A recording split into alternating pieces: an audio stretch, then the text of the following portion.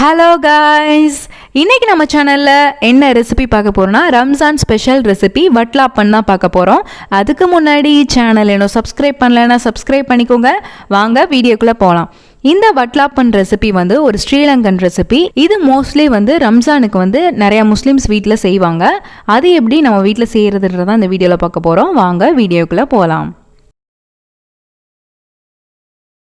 இதுக்கு வந்து ஃபஸ்ட்டு ஒரு பாத்திரத்தில் அரை கப் அளவுக்கு வெல்லம் ஆட் பண்ணிக்கலாம். அதுக்கு வந்து அரை கப் அளவுக்கு தண்ணி ஊற்றிக்கோங்க. இது வந்து வெல்லம் கரையிற அளவுக்கு மட்டும் நல்லா ஹீட் பண்ணி எடுத்துக்கோங்க. நீங்கள் வெல்லத்தை வந்து நீட்டாக பவுடராக வச்சுருந்தா கூட அப்படியே கூட ஆட் பண்ணிக்கோங்க. இப்போ வந்து பார்த்திங்கன்னா வெல்லம் நல்லா கரைஞ்சிருச்சு. இதை வந்து நம்ம எடுத்து தனியாக வச்சுக்கலாம். இப்போ வந்து ஒரு பவுலில் முட்டை வந்து நம்ம உடச்சி ஊற்றிக்கலாம். நான் இங்கே வந்து 3 முட்டை எடுத்து உடச்சி ஆட் பண்ணிக்கிறேன்.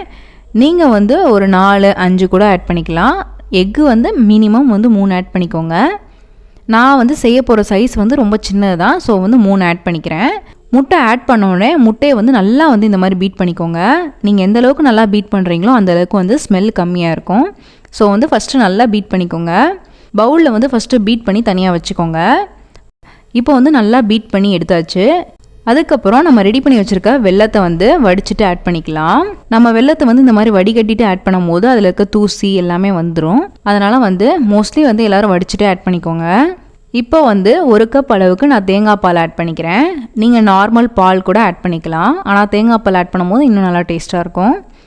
அதுக்கப்புறம் 1/4 டீஸ்பூன் அளவுக்கு வெண்ணிலா எசன்ஸ் வந்து ஆட் பண்ணிக்கிறேன்.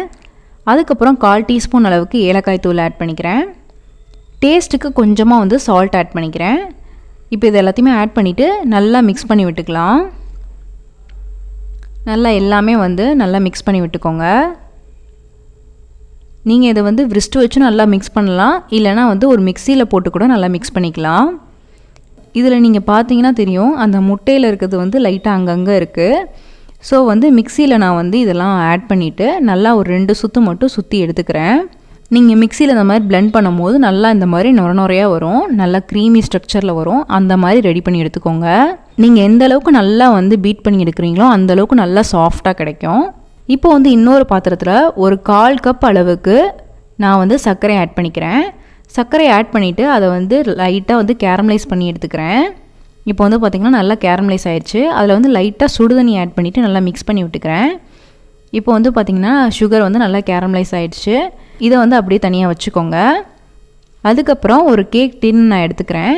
உங்ககிட்ட வந்து கேக் டின் இல்லைனா வேறு ஏதாவது பாத்திரத்தில் வந்து இதில் ரெடி பண்ணிக்கலாம். இதில் வந்து நெய் இல்லைனா பட்டர் வந்து நல்லா இந்த மாதிரி வந்து ப்ரஷ் வச்சு நல்லா ப்ரஷ் பண்ணி விட்டுக்கோங்க. அது மேலேயே நம்ம கேரமலைஸ் பண்ணி வச்சுருக்க சுகர் வந்து ஆட் பண்ணிக்கலாம். ஆட் பண்ணிவிட்டு அது மேலேயே வந்து நம்ம ரெடி பண்ணி வச்சுருக்க முட்டையை வந்து ஆட் பண்ணிக்கலாம். இது ரெண்டையும் சேர்த்து நல்லா மிக்ஸ் பண்ணிக்கோங்க. இதுக்கு மேலே அலுமினியம் ஃபாயில் இல்லைனா ஒரு மூடி போட்டு நல்லா வந்து மூடி வச்சுக்கலாம். மோஸ்ட்லி வந்து அலுமினியம் ஃபாயில் யூஸ் பண்ணுங்கள். அப்படின்னா தான் நல்லா வெளியில் வராமல் இருக்கும். உங்கள்கிட்ட அலுமினியம் ஃபாயில் இல்லைனா ஒரு டைட்டான மூடி வச்சு அந்த பாத்திரத்துக்கு ஏற்ற மாதிரி மூடி போட்டு மூடி வச்சுக்கோங்க. நல்லா இந்த மாதிரி டைட்டாக வந்து அலுமினியம் ஃபாயிலால் நல்லா wrap பண்ணிக்கோங்க. பார்த்திங்கன்னா தெரியும், நான் நல்லா நீட்டாக வந்து சுற்றி இந்த மாதிரி wrap பண்ணிட்டேன்.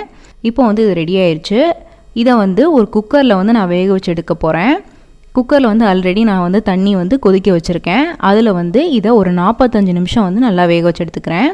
நீங்கள் வந்து வேறு ஏதாவது பாத்திரத்தில் கூட நீங்கள் ரெடி பண்ணி எடுத்துக்கலாம். இட்லி பாத்திரம் இல்லைனா வந்து பெரிய பேன் ஏதாவது வச்சுருந்தீங்கன்னா அதில் கூட தண்ணியை கொதிக்க வச்சுட்டு அதுக்கப்புறம் இதை உள்ளுக்க ஒரு ஸ்டாண்டு வச்சு நல்லா வேக வச்சு எடுத்துக்கோங்க. ஒரு 45 நிமிஷம் வந்து கரெக்டாக இருக்கும். இப்போ வந்து பார்த்திங்கன்னா ரெடி ஆயிடுச்சு. 45 நிமிஷம் கழித்து நான் கரெக்டாக எடுத்திருக்கேன். இதை வந்து லைட்டாக வந்து சுற்றி எல்லாத்தையும் பிரித்து எடுத்துக்கலாம். அலுமினியம் ஃபாயிலை வந்து நல்லா பிரித்து எடுத்துகிட்டு பார்த்தீங்கன்னா தெரியும், லைட்டாக வந்து ஜெல்லி மாதிரி நம்மளுக்கு ஃபீல் ஆகும் தொட்டு பார்த்தோன்னா. இதை வந்து நல்லா ஆறின பின்னாடி சுற்றி வந்து இந்த மாதிரி கத்தியை வச்சு எடுத்து விட்டுக்கோங்க. நல்லா மெதுவாக எடுத்து விட்டுக்கோங்க. ஏன்னா ரொம்ப சாஃப்டாக இருக்கும். நீங்கள் ரொம்ப ஹார்டாக இது பண்ணுறீங்கன்னா பியறதுக்கு வாய்ப்பு இருக்குது. ஸோ வந்து மெதுவாக எடுத்து விட்டுக்கோங்க. இதை வந்து நீங்கள் செஞ்சு முடிச்சுட்டு ஃப்ரிட்ஜில் வச்சுட்டு ஒரு 2 மணி நேரம் 3 மணி நேரம் கழித்து கூட எடுத்து சாப்பிட்டிங்கன்னா ரொம்பவே டேஸ்ட்டாக இருக்கும்.